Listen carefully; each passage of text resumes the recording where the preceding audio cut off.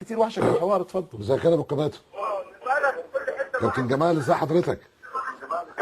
كابتن شوبير مساء الخير، اهلا بيك. تحياتي للاستاذ فتحي سند، كابتن وليد. الحقيقه الصوت يعني الصوت عشان كده انه اللي بيسالك الاستاذ فتحي سند مش انا يا كابتن جمال. انا عشان كده اتخضيت قلت انت صوتك بقى عامل كده ايه. طيب شفت صوتي بقى حلو ازاي ولا محمد عبد الوهاب؟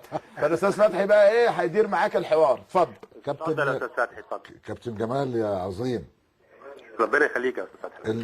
النهارده الحاله العصبيه داخل الملعب من بعض لعيبه الاهلي وبعض لعيبه الاتحاد، هل كان لها تاثيرات على اداء الحكم؟ ورايك في ضربه الجزاء؟ بص يا كابتن، انا طبعا عايز اقول حاجه بدايه. انا جهاد جريشه الاسبوع اللي فات عمل مباراه كبيره جدا. نعم. مباراه الزمالك والاسماعيلي، والحقيقه انا كنت اول الناس اللي اتصلت بيه وهنيته عليها، لانه يعني واحد من الحكام اللي هم دوليين وصغيرين في السن، واملنا الوحيد دلوقتي في كاس العالم هو وعاشور ومحمود عاشور، يعني نعم. هو عنده خبره كمان اكبر بقى 4 سنين. نعم. النهارده الحقيقه انا شفت جهاد جريشه في صوره غير اللي شفتها فيه في المباراه اللي فاتت خالص. ما اعرفش ليه. مباراه سهله، مباراه كوره فيها تنافس، فيها كل ما يدعو الى التحكيم اللي يتالق. ناس بتلعب كوره وناس كل الفريقين بيلعبوا عشان يكسبوا.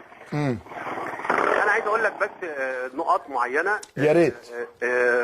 نقط يمكن تكون كلامي يمكن يكون تقيل شويه على جهاد، لكن لا بالعكس. الكلام ده في الوقت الحالي. انه النهارده في بعض القرارات كان ليها علاقه بنتيجه المباراه. زي هقول لك ازاي.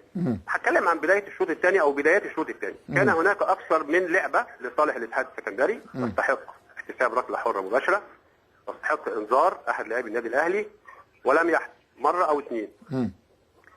الهدف اللي اتسجل ركله الجزاء صحيحه 100%، ولكن اللاعب كان في حاله انفراد كامل.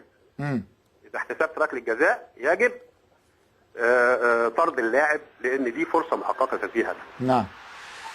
بعديها على طول بعد الهدف هناك صوره اتغيرت، ودي اللي انا بقصد بيها انه نتيجه المباراه هنا اثرت على جهاد. حسام غالي حصل على الانذار الثاني بدون وجه حق. صح. بدون وجه حق خالص. حسام غالي هو اللي قدام. هو اللي بيسعى انه يلعب الكوره. لاعب الاتحاد السكندري كان وراه. هو لا شايفه ولا عامل حسابه انه موجود. اذا كان في خطا هيكون خطا على لاعب الاتحاد السكندري، لان هو اللي جاي في كان الرؤيه حسام مش محطوط في لاعب الاتحاد السكندري خالص. بعديها اكثر من لعبه اللعيبه اللي عندها انذار اول ابتدينا نخاف عليهم. ابتدينا نحسس عليهم باللفظ الدارج في الكوره. وده الحقيقه اللي اضعف جهاد الحقيقه النهارده، وخلاني انا غير راضي عن ادائه في هذه المباراه. هل اداء جهاد اثر على نتيجه اللقاء؟ خالص بالمره. ركله الجزاء صحيحه. ركله الجزاء صحيحه. ما لهاش علاقه بنتيجه المباراه خالص، ولا ليها علاقه بالعكس.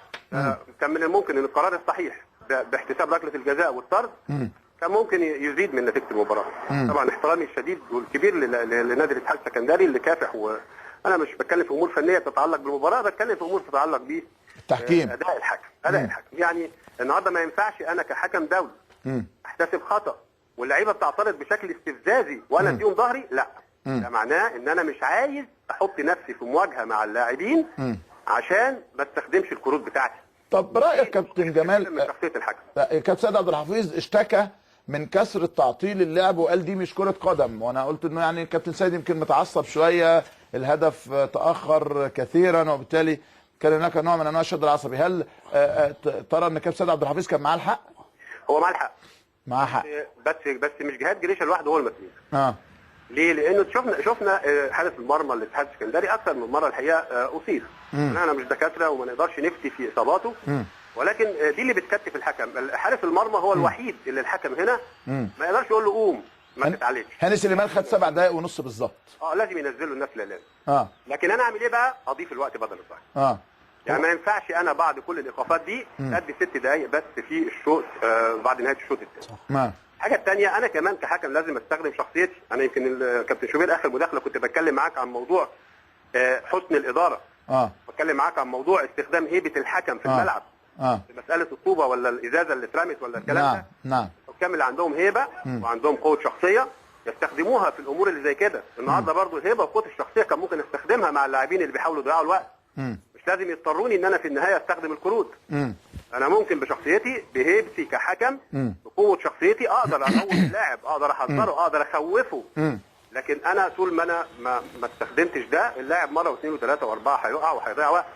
وبعدين في النهايه ده بيؤثر على المستوى الفني للمباراه. نعم. ايه اللي اتغير في اسبوع عشان جهاد جريشه يؤدي اصعب مباراه الدوري ما بين الاول والثاني الزمالك والاسماعيلي بهذا الاداء المتميز، ثم مباراه النهارده انت اللي بتقول انها سهله تحكيميا يكون طبعا. في هذا الاهتزاز؟ انا مش عارف ايه الفرق، مش عارف ايه اللي حصل له، نقطه التحول كانت ايه النهارده.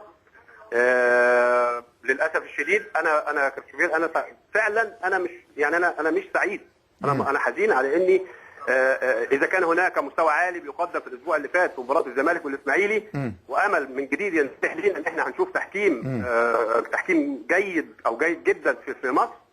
لا النهارده في امور يمكن الناس ما تلحظهاش، الجمهور العادي ما يلحظهاش، ما ياخدش باله منها. قالت الضعف امام الانذار الثاني، ولا الضعف امام اللاعبين ان انا اديهم ظهري، او ان انا احاول اتلاشى ان انا اشوف خطا، او احاول او ان قراراتي تبقى مرتبطه بنتيجه. دي امور انا بعتبرها في التحكيم امور خطيره جدا. نعم. ومش كويسه. سؤال اخير بعد اذنك، محمد شوقي لعب حوالي 20 دقيقه او اكثر وهو مصاب، وانا اعلم انه الحكم مسؤوليته الاولى هي سلامه اللاعبين، هل كان من سلطات الحكم نقول له اتفضل اطلع بره ما تكملش المباراه؟ لا هو مش من سلطات الحكم، هي طالما المدير الفني بتاعه راضي عن انه يتواجد في الملعب يخرج ويدخل ويخرج ويدخل، الحكم هنا ملوش اي دور غير ان هو يطبق التعليمات فيما يتعلق بهذه الامور، بمعنى انه لاعب سقط على الارض بيجيب له الناس تنقله بره، وبرده الوقت ده لازم ينضاف. وبعدين اللاعب عايز يدخل بيسمح له ان هو يدخل، لان اصابه اللاعب دي مش من سلطات الحكم، دي من سلطات المدير الفني لكل فريق. واضح ان انت مش قدام التلفزيون. لا انا قدام التلفزيون. طب شوف اللعبه دي، انا جايب مباراه الانتاج الحربي وطلائع الجيش، وهقول لحضرتك اسم الحكم حالا كان مين في هذا اللقاء، والكره دي خبطت في عارضه الجيش، واعترض كثيرا وطويلا ومرارا وتكرارا لاعبه. شيلوا اسم الكابتن جمال بس عشان نشوفها كويس بعد اذن حضراتكم. ده في دفع في ظهر اللاعب خلاص، ده اهمال. نمره 2 اهمال من اللاعب. كانت تستحق طرد لاعب نادي الاتحاد. لما اتكلمت طرد او طرد، لان لو اللاعب هنا لم يسقط اللي هو محمد ناجي جده فرصته في تسجيل الهدف اعتقد كانت واضحه. حسام غالي لم يكن يستحق الانذار الثاني. حسام غالي لم يكن يستحق الانذار الثاني. كابتن جمال غندور اشكرك شكرا جزيلا. الحوار مع جمال ممتع. لانه محدد. وهو محدد. شغلته بروفيسور. بس احنا اتفقنا ان الطرد يعني فعلا هو الكابتن وليد نفس الحكايه. الانذار الثاني بتاع حسام هو عصبي متوتر